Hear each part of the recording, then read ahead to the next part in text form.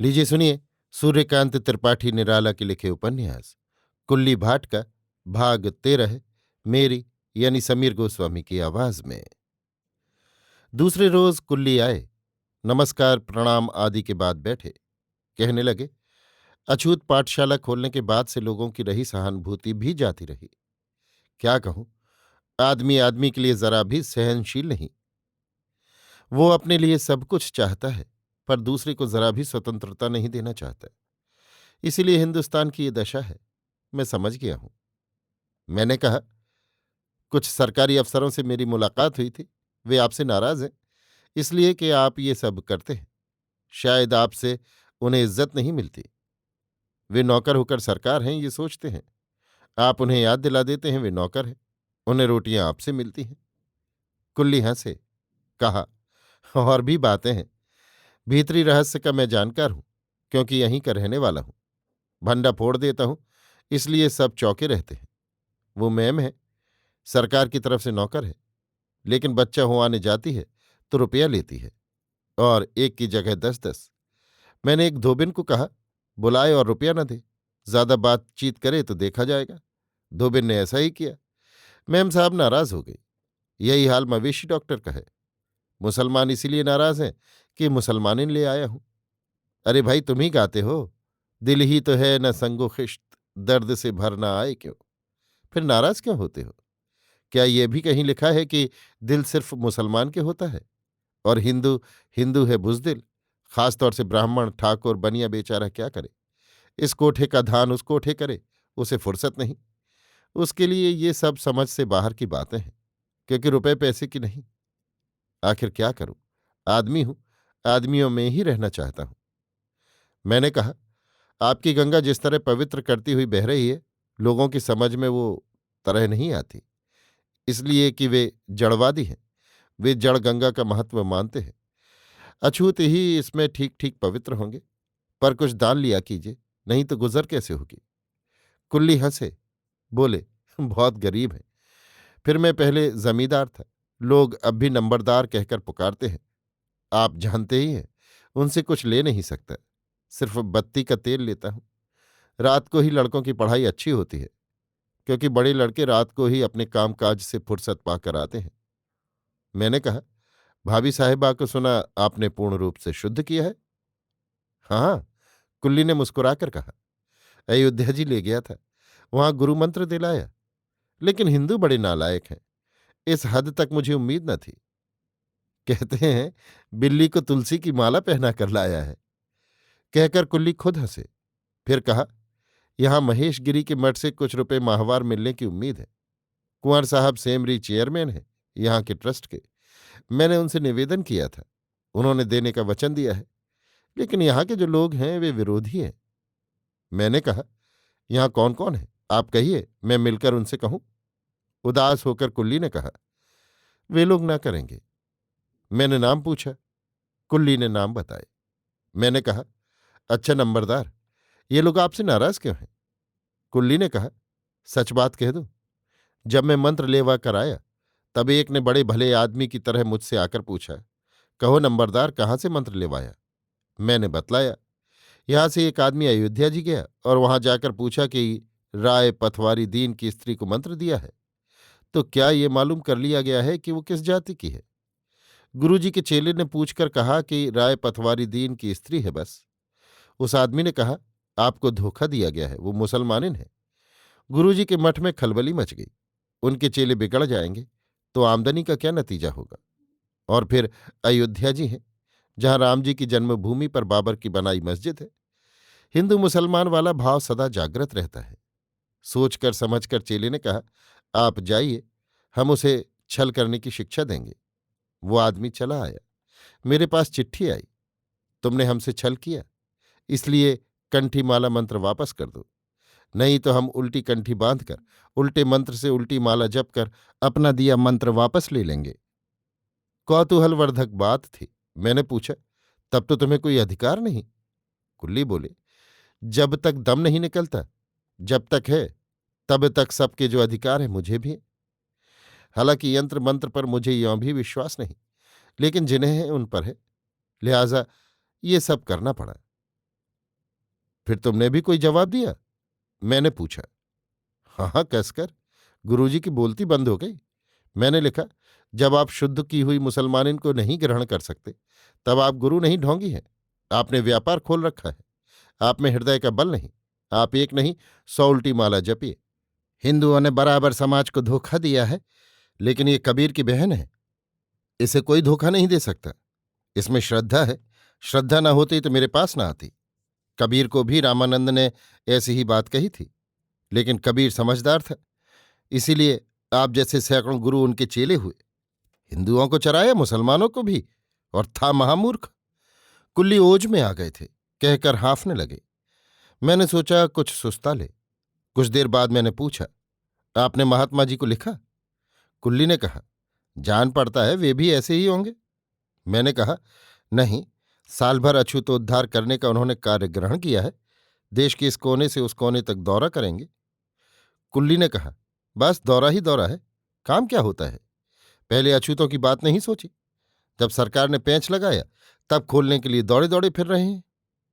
मैंने कहा, अच्छा ये बताओ दोस्त, तुमने भी पेंच में पड़कर अछूतोद्धार सोचा है या नहीं? कुल्ली नाराज हो गए। कहा, मेरे साथ भी कोई जमात है? अगर यही है तो बैठा ले महात्मा जी मुसलमानिन। तुम कैसे हो? मैंने डांटा। वो बुढ़े हो गए हैं, मुसलमानिन बैठाएंगे? कुल्ली शांत हो गए। कहा, एक बात कही, फिर शायद खत लिखने की सोचने लगे। सोचकर कहा, कोई चारा नहीं देख पड़ता। हाथ भी बंधे, लेकिन काम करना ही है, क्या किया जाए? मैंने कहा, नंबरदार, महाजनो येन गतः सपंथा, इसीलिए कहा है, जिधर चलना चाहते हो आप उधर चले हुए बहुत आदमी नजर आएंगे आपको। आपसे बड़े बड़े उसी तरफ चले जाइए। आज तक ऐसा ही हुआ है। कोई कुछ काम करता है तो दुनिया से ही विषय वस्तु ग्रहण करता है और उस विषय के काम करने वालों को देखता है, पढ़ता है, सीखता है, समझता है, तब अपनी तरह से एक चीज देता है। आप अछूतोद्धार कर रहे हैं, कीजिए। करने वालों से मिलिए, उनकी आज्ञा लीजिए, जिन्हें अधिकांश जन मानते हैं। मेरे आपके न मानने से उनकी मानहानि नहीं होती, यही समझिए। मैं आप उनके मुकाबले कितने क्षुद्र हैं। अगर ये धोखा है तो इस धोखे को आप नहीं मिटा सकते। आप अपना रास्ता भी नहीं निकाल सकते, क्योंकि अभी आपने ही कहा, चारा नहीं, हाथ भी बंधे हैं। महात्मा जी को संसार की बड़ी बड़ी विभूतियां मानते हैं, वो मामूली आदमी नहीं। कुल्ली कुछ देर स्तब्ध रहे, फिर सांस भरकर बोले, यहां कांग्रेस भी नहीं है। इतनी बड़ी बस्ती देश के नाम से हंसती है, यहां कांग्रेस का भी काम होना चाहिए। कुल्ली की आग जल उठी। सच्चा मनुष्य निकल आया, जिससे बड़ा मनुष्य नहीं होता। प्रसिद्धि मनुष्य नहीं। यही मनुष्य बड़े बड़े प्रसिद्ध मनुष्य को भी नहीं मानता। सर्वशक्तिमान ईश्वर की भी मुखालफत के लिए सिर उठाता है, उठाया है। इसी ने अपने हिसाब से सबकी अच्छाई और बुराई को तौला है और संसार में उसका प्रचार किया है। संसार में कब उतरा? मैं कुल्ली को देख रहा था। एक सांस छोड़कर कुल्ली ने कहा, मधुआ चमार की औरत को कल तेज बुखार था, देखने जाना है। अस्पताल अगर ना ले जा सका तो डॉक्टर साहब के पैरों पड़ूंगा। देख लें, फीस के रुपए उसके पास कहाँ। मधुआ काम पर गया होगा, उसका लड़का ढोर चराने। कहकर नमस्कार कर कुल्ली उठे। मैं देखता रहा, तेज कदम वो चले गए। मैं उठकर महेशगिरी मठ के मेंबरों से मिलने गया। मेंबर वे ही होते हैं जो प्रतिष्ठित हैं। जो प्रतिष्ठित हैं उन्हें अप्रतिष्ठा की बातें सब समय घेरे रहती हैं। पहले लालाजी मिले, बड़े सज्जन हैं। दर्जी की दुकान पर खड़े थे, कोई कोट सिलने को दिया था। कपड़े के शौकीन हैं, घर के साधारण जमींदार, मेरे घनिष्ठ मित्र। दर्जी कई बार उनके मुंह पर कह चुका है कि रायबरेली छोड़कर दलमऊ में वो इसलिए है कि लाला साहब ने उसे पहचाना है और उसने लाला साहब को। अगर मन का काम न मिला तो कारीगर का जी नहीं भरता। लाला साहब एक एक अंग नपाते हैं और देखते हैं ठीक बैठा या नहीं। मुझे देखकर प्राचीन पद्धति के अनुसार लाला साहब ने प्रणाम किया। दर्जी ने भी हाथ जोड़े। आशीर्वाद मैं देता नहीं, नमस्कार करता हूं या खीस निपोड़ता हूं। एक दिन मेरे पुत्र ने लड़कपन में पूछा था, बप्पा कोई पैर लगता है तो आप असीस क्यों नहीं देते? मैंने कहा, मामा के यहां रहते रहते तुम्हारी जैसी आदत हो गई, मेरी वैसी नहीं हो पाई। मित्र ने डांट के साथ पूछा, क्या है? मैंने कहा, सुना तुम महेशगिरी मठ के मेंबर हो, तुम्हें लोग मानते भी बहुत हैं। मेरे मित्र हो इसलिए समझदार हो, मैं भी मानता हूं। एकांत की एक बात है। मित्र गर्दन बढ़ाकर एकांत की ओर चले। दर्जी समालोचक की दृष्टि से देखने लगा। एकांत में मैंने पूरे कवि कंठ से गद्य में कहा, यार कुछ अछूतों के लिए भी करो। अहद, मित्र ने ध्वनि की। मैं समझ गया, कुल्ली ने पकड़ा होगा आपको। अरे आप भले आदमी, इन बातों में न पड़िए। आपने तो जैसा सुना वैसा ही समझा। नहीं, मैंने कहा, मैं व्यंग बहुत लिख चुका हूं, जैसे का वैसा ही नहीं समझता। व्यंग क्या? मित्र ने पूछा। मैंने कहा, जैसे तुम्हारा सर है, सर होकर ना हो, या इस पर चार सींगे हो। यानी? मित्र कुछ बिगड़े। अब यानी और क्या?